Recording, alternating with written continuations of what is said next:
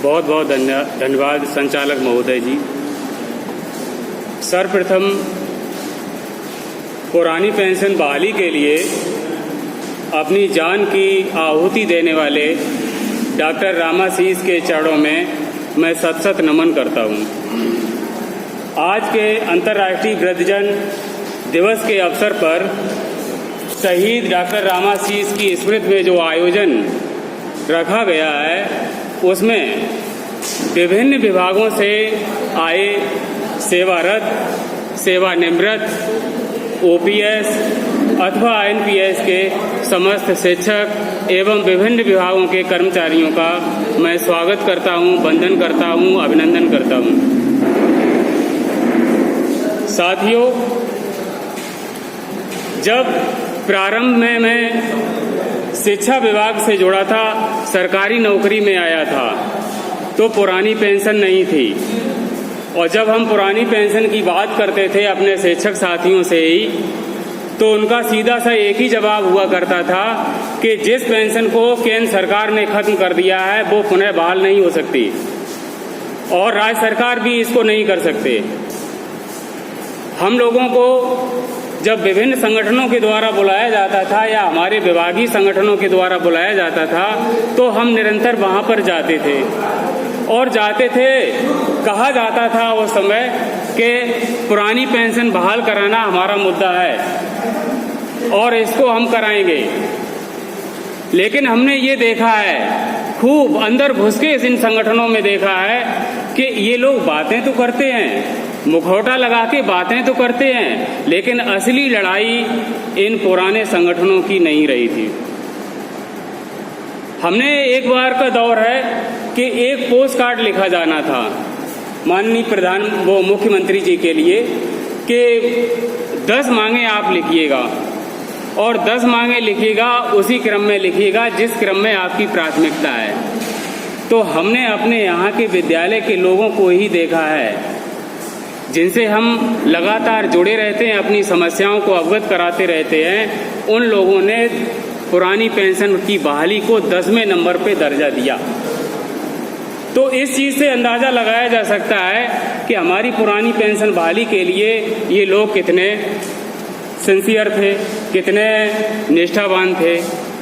इन सारी स्थितियों के गुजरते हुए जब हमने देखा कि हमारी जो पेंशन की लड़ाई है मुख्य, उसको प्रमुखता से नहीं उठाया जा रहा है, तो एक नए संगठन का गठन हुआ और उसका नाम दिया गया अटेवा। अटेवा एक ऐसा संगठन है जो शिक्षकों का नहीं है, सभी कर्मचारियों का है। और जब सभी कर्मचारियों को है तो निश्चित रूप से सभी कर्मचारियों को अपने अपने स्तर से इसके लिए संघर्ष करना पड़ेगा, इसका साथ देना पड़ेगा।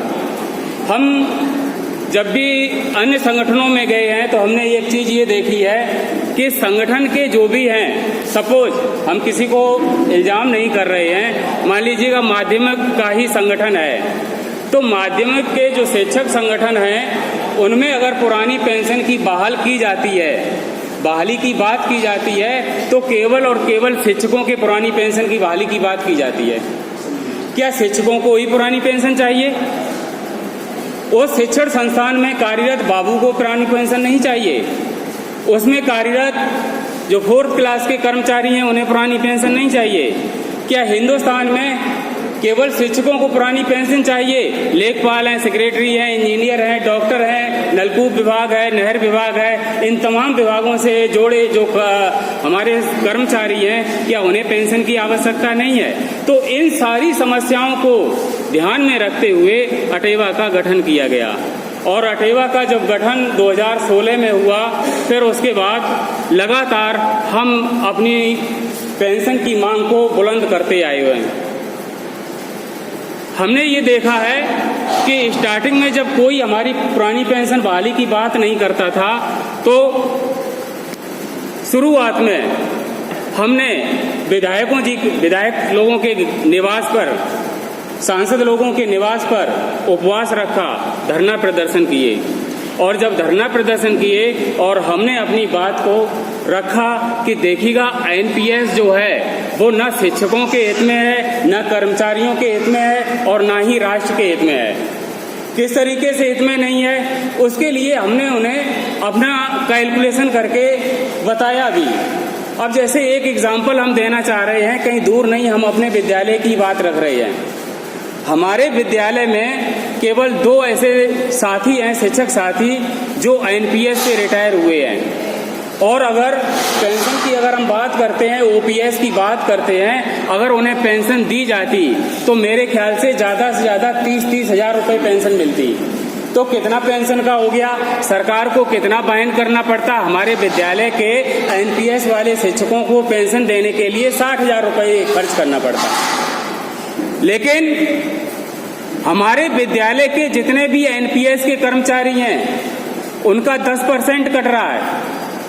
और उस समय 10% सरकार भी देती थी, और जो सरकार अपना अंशदान एनपीएस के खाते में जमा करती थी वो 2.25 लाख रुपए था। हमारे विद्यालय से 2.25 लाख रुपए सरकार खर्च कर रही है, और ओपीएस बहाली के लिए 60,000 रुपए खर्च नहीं कर रही है। ये तो इनकी मानसिकता है। तो साथियों, पुरानी पेंशन जो है निश्चित रूप से देश के हित में भी है, शिक्षक और कर्मचारियों के भी हित में है। अगर हित में नहीं है तो सरकार में जो बैठे हुए नुमाइंदे हैं, उनके जो दोस्त हैं, जिनके खाते में ये एनपीएस का पैसा जा रहा है, उनके हित में नहीं है। और ये सरकारें निरंतर उन्हीं के हित को ध्यान में रखकर ये एनपीएस बराबर अपना शेयर जमा कर रही हैं, और हम लोगों को भी जमा करा रही हैं। न जाने कितने ऐसे साथी हैं जिन्होंने स्टाम्प पेपर पर लिख के दे दिया है कि हमें आपकी एनपीएस नहीं चाहिए। कुछ साथियों ने ये भी लिख के दिया है कि हमारा एनपीएस का अंश जितना आप जमा कर रहे हैं और जितना सरकार एनपीएस में अपना शेयर जमा कर रही है, उतना अंश आप हमें दे दीजिएगा। 10% हमारा और 10% इस समय तो जो 14% चल रहा है, 14% राज्य सरकार का, हम ओपीएस की मांग नहीं करेंगे। लेकिन इनकी मंशा सही नहीं है, क्योंकि अगर ये ऐसा करेंगे तो जो पूंजीपति मित्र इनके बैठे हुए हैं, इनका भला कैसे हो पाएगा। तो इस तरीके से देखा जाए कि जो ओपीएस है वो निश्चित रूप से हमारे देश के लिए बहुत बड़ी ये समस्या है। और एनपीएस को पूरे देश को एनपीएस से आज़ादी कराने के लिए ही अटेवा का गठन हुआ है। अटेवा के जितने भी शिक्षक साथी हैं या कर्मचारी हैं, निसंदेह वो सभी युवा हैं। उनके अंदर जोश है, जुनून है, और मार्गदर्शन के लिए हमारे बड़े भाई जो आप लोग हमारा सहारा दे रहे हैं, हमारा मार्गदर्शन कर रहे हैं, ये भी अतुलनीय है। जब हमारे पास शक्ति भी है युवाओं की आगे बढ़ने के लिए और मार्गदर्शन के लिए या ड्राइविंग करने के लिए बुजुर्ग लोगों का, सीनियर सिटीजन का हमारा साथ भी है, तो निश्चित रूप से हम ओपीएस को बहाल कराने तक संघर्ष करते रहेंगे। और विश्वास है एक दिन निश्चित रूप से पुरानी पेंशन बहाल होगी। हम ये भी जानते हैं कि जैसे विभिन्न वेतन आयोगों का जो गठन किया गया है, उन वेतन आयोगों का जब गठन किया जाता है तो ये बात रखी जाती है कि जितने भी कर्मचारी हैं या शिक्षक हैं, उनको इतना वेतन टोटल मिलना चाहिए, लेकिन उतना ना दे के 8%, 10% या 15% को कटौती कर ली जाती है। और कटौती करने के बाद में बाकी का बचा हुआ वेतन हम लोगों को दे दिया जाता है। तो देखा जाए जो पे कमीशन ने हमारे पे का निर्धारण किया है, वो पेंडिंग वेतन ही हमारी पुरानी पेंशन है। तो पुरानी पेंशन कोई खैरात नहीं। इसके लिए माननीय उच्च न्यायालय ने भी आदेश दे दिया है राज्य सरकारों को और केंद्र सरकारों को दिया है कि पुरानी पेंशन कोई खैरात नहीं। शिक्षक और कर्मचारियों का जो पेंडिंग वाला वेतन है वो वेतन है, इसलिए इन लोगों को निश्चित रूप से पुरानी पेंशन मिलनी चाहिए। साथियों, हमारे देश में जो लोकतंत्र लागू है उसमें केवल 3 ही स्तंभ हैं, और 3 स्तंभ में है, सबसे पहले आता है कार्यपालिका, जो यानी कि कार्यपालिका में हम सभी शिक्षक और कर्मचारी आते हैं। और शिक्षक कर्मचारी जितनी भी सरकारों के द्वारा योजनाएं लाई जाती हैं उनको धरातल पर लागू करने का काम हम करते हैं। तो ये हमारी कार्यपालिका हो गई। एक है न्यायपालिका और विधायिका। न्यायपालिका मालूम है सब किसी के साथ अहित न हो पाए, इसलिए न्यायपालिका का गठन किया गया है और कानून व्यवस्था बनाने के लिए विधायिका का गठन किया है।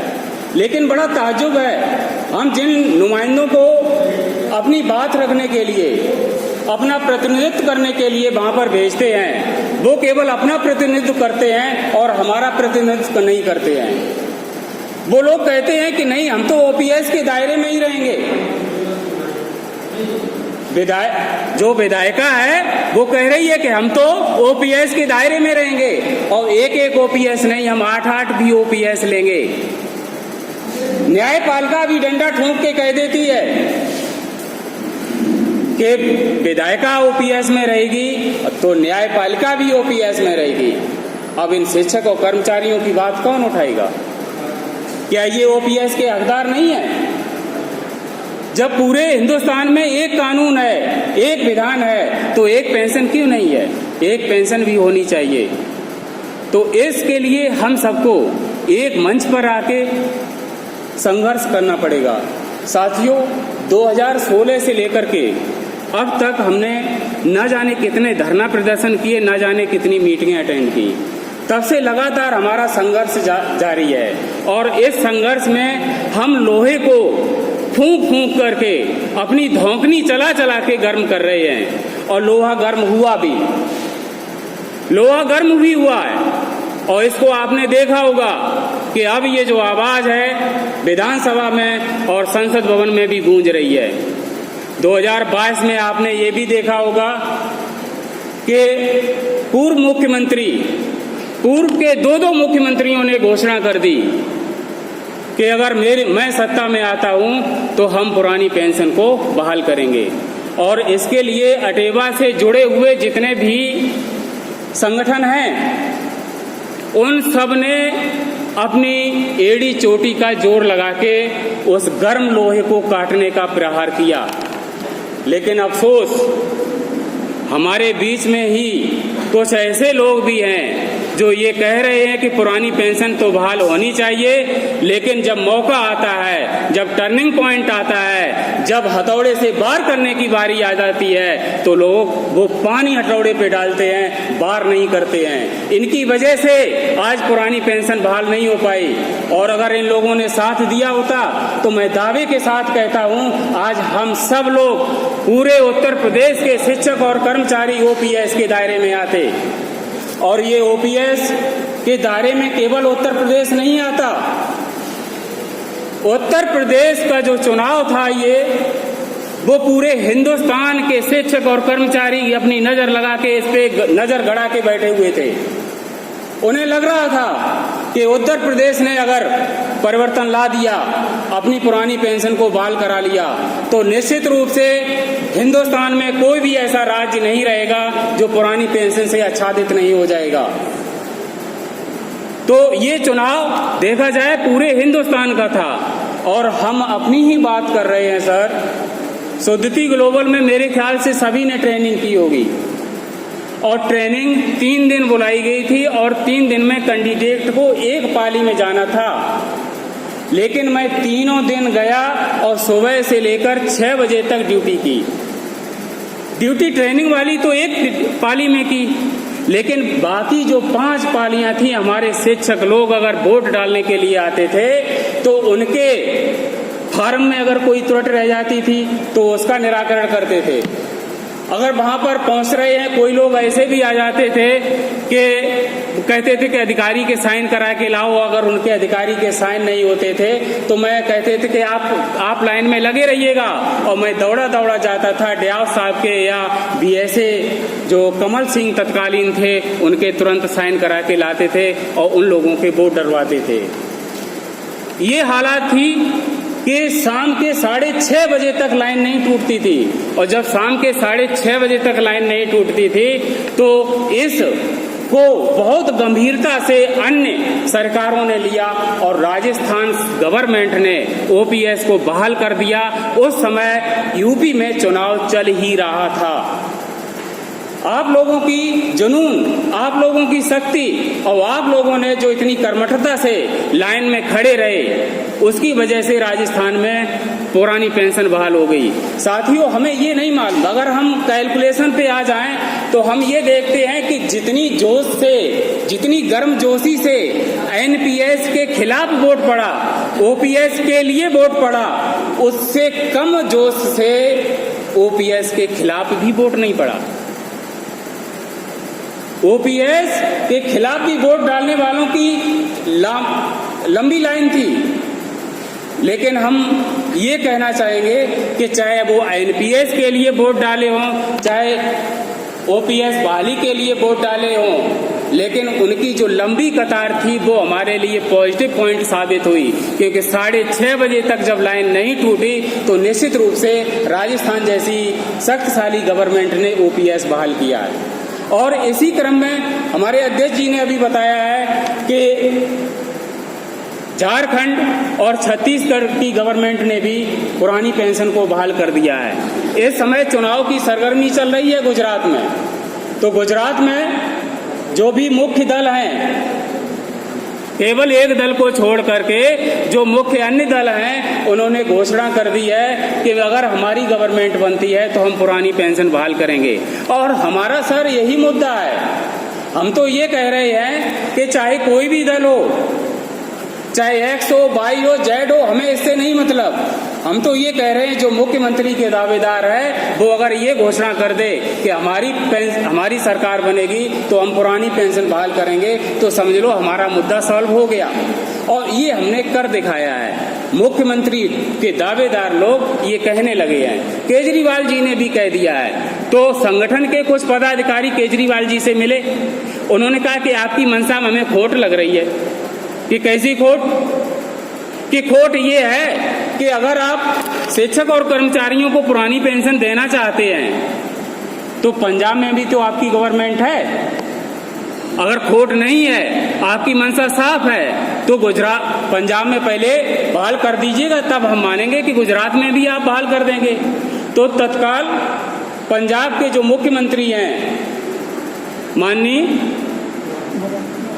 क्या नाम है सर, हाँ, तो मुख्यमंत्री जी ने तुरंत मुख्य सचिव को बुलाया और इस कार्य को आगे बढ़ाने के लिए तुरंत निर्देश दे दिया। निसंदेह गुजरात में चुनाव होगा, उससे पहले पंजाब में के जितने भी शिक्षक और कर्मचारी हैं उन्हें पुरानी पेंशन मिल जाएगी। अब यहाँ पर चीज ये है कि जो अटेवा है, अटेवा केवल अपना दुख लेके नहीं चला है। अटेवा का जो दुख है ये एनपीएस का है, तो पूरे हिंदुस्तान का है। पुरानी पेंशन पंजाब में बहाल हो रही है और खुश यहाँ हमें हो रही है, खुशी हमें हो रही है, हम बहुत आनंदित हो रहे हैं। धीरे धीरे जब सभी राज्यों में हो जाएगी तो निसंदेह एक न एक दिन यहाँ पर भी लागू हो जाएगी। लेकिन अफसोस केवल इतना है कि जितनी देरी होगी उत्तर प्रदेश में ओपीएस बहाली की, जो हमारे शिक्षक साथी हैं या कर्मचारी साथी हैं जो एनपीएस के दायरे में हैं, वो तब तक रिटायर हो जाएंगे।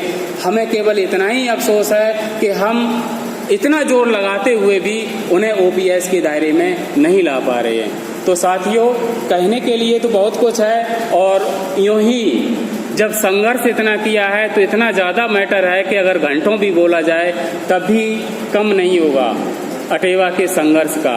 तो हम आप सभी लोगों से विनम्र अनुरोध करते हैं, अटेवा की तरफ से गुजारिश करते हैं कि अटेवा ने मुद्दा बना दिया है। अब उस मुद्दा बन जाने के बाद में उसको हल करना, उस पे फतेह हासिल करना, उसको अंजाम तक पहुंचाना, हम सब मिलके अगर लड़ाई लड़ेंगे, वार करेंगे, तभी ये संभव होगा।